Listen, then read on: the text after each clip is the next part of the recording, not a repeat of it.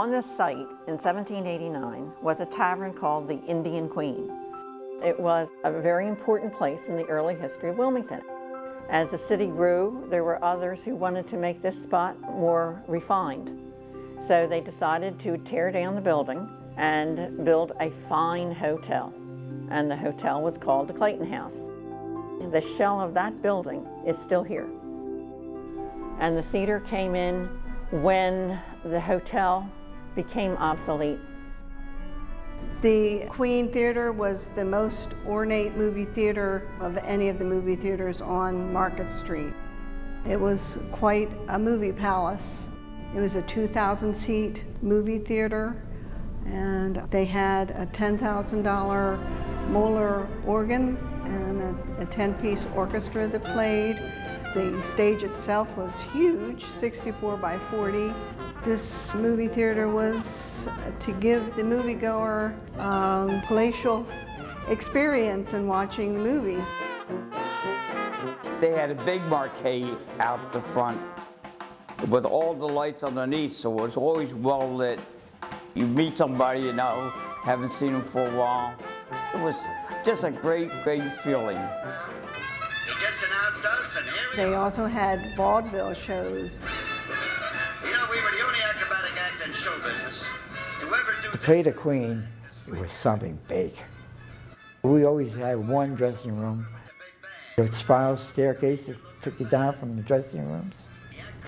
We were very popular back then, very popular.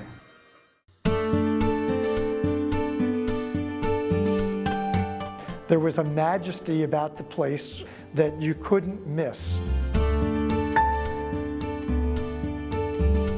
Standing on that stage and looking out there, you could just see that the room was filled with possibilities. It was inspiration to sort of put our heads together very quickly and figure out if there was a way that we could light up the Queen and bring her back to life.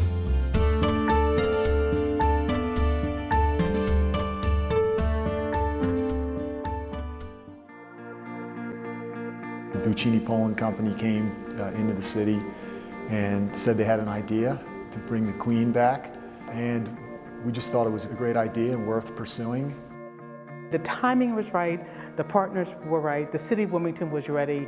I always knew that the Queen would be lit again. And very importantly, our friends at WXPN have a huge base of listeners and members. We're proud of the fact that this project wouldn't have happened without XPN and the XPN audience, which is really the audience that's going to be going to the World Cafe Live here at the Queen for years to come.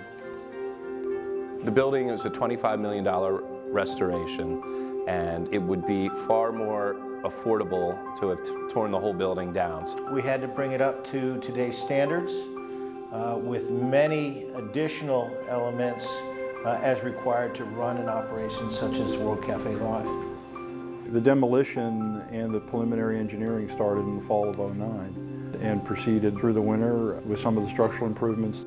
We broke holes in the sides of the building and brought in very large pieces of earth-moving equipment and excavation equipment. Getting these historic tax credits clearly set us on the right path.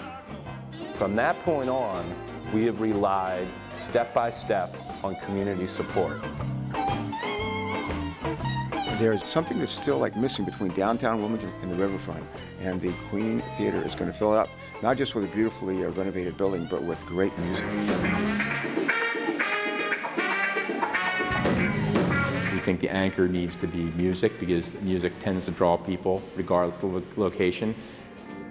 That will be the engine that grows this area of town because there all of a sudden becomes a there.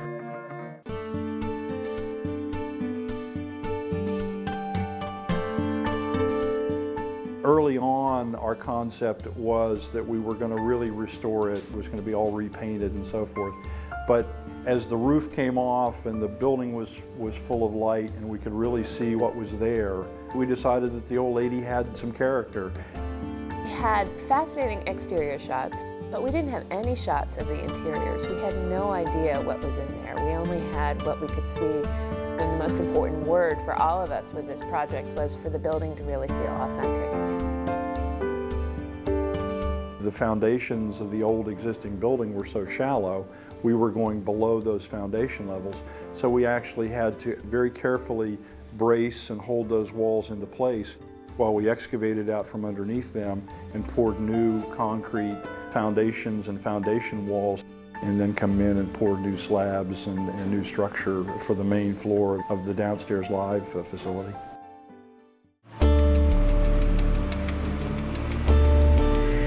We're in the final stages of the facade restoration. The guys are putting the windows in on the upper floors. We've started roughing in the mechanicals, and all the structural work in this area is now complete. The demolition part of this project has been very labor intensive, and right behind me you can see an example of that where they've demolished the brick wall. It's going out one wheelbarrow at a time. These walls are double thick because of the acoustic treatment that gets installed so that the World Cafe Live studio is perfectly soundproof. The ductwork is huge. It was basically oversized because of the acoustic requirements. I'm standing on level 4 in the Queen Theater. Behind me you can see the large scaffolding apparatus. By putting in the scaffolding, it allowed all of that work to be going on simultaneously. It allows us to work at close quarters to the work ahead of us. The original pilaster right here is where the Capitol used to sit that we took down, took to our shop and made a rubber mold of. And as you can see here, this is a replacement piece that will be installed right here. It was a huge opportunity to leave those elements visible to the public and leave this as a legacy to not only read the history of the building, but to the history of the culture of Wilmington and what had gone on in this building.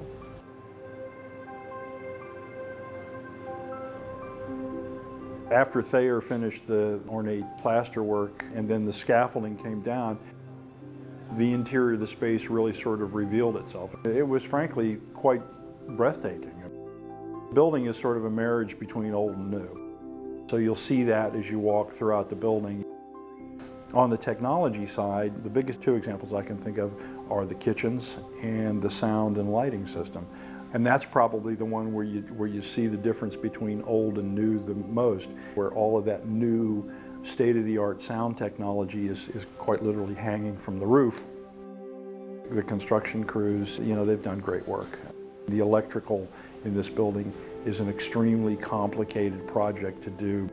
The mechanical systems are a marvel in terms of what they have to do, the number of people they have to serve. So hats off to all of these guys who've painted it, who've just done every little piece of it so that what we end up with is a state-of-the-art facility where people can go and listen to music and really hear it.